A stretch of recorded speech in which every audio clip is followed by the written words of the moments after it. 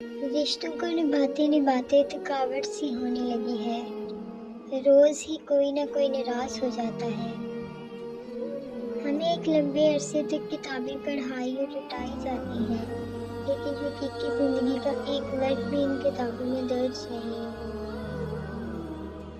ہاں، یہ تو انسان کی فطرت ہے نا، جب اسے کوئی اچھا لگتا ہے تو اس کی برائی بھول جاتا ہے، اور جب کوئی برا لگے تو اس کی تمام اچھائیاں وہ فراموش کر دیتا ہے۔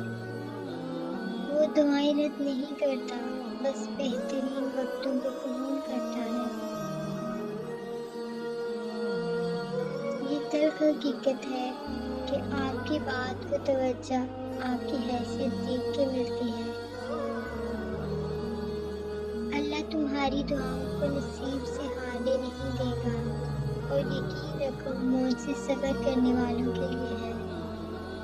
ہم نے ہر شخص کو احترام کے قابل سمجھا، اب کسی کے دل میں کیا ہے خدا جانے۔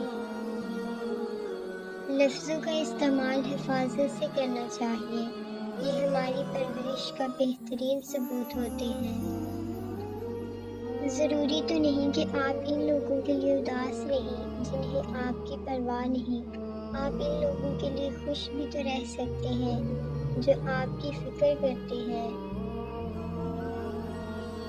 اللہ پر ہمیشہ بھروسہ رکھو، کیونکہ اللہ وہ نہیں دیتا جو ہمیں اچھا لگتا ہے، بلکہ وہ دیتا ہے جو ہمارے لیے اچھا ہوتا ہے۔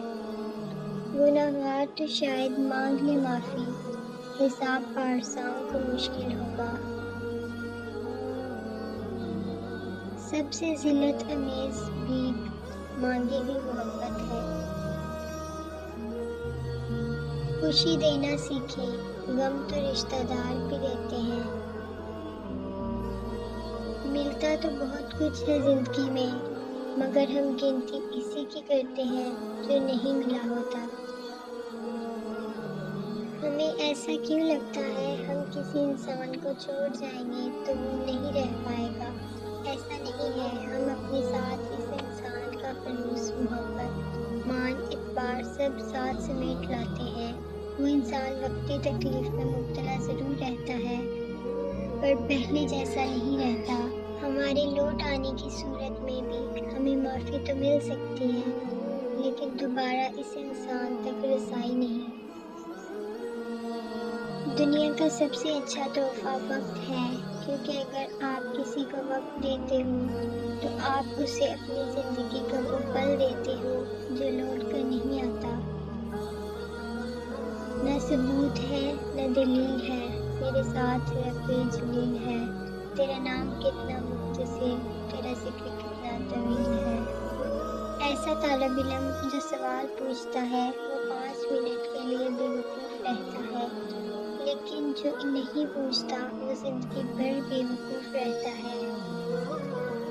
تیری جالیوں کے نیچے تیری رحمتوں کے سائے، جسے دیکھنے کو جنت وہ مدینہ دیکھ آئے۔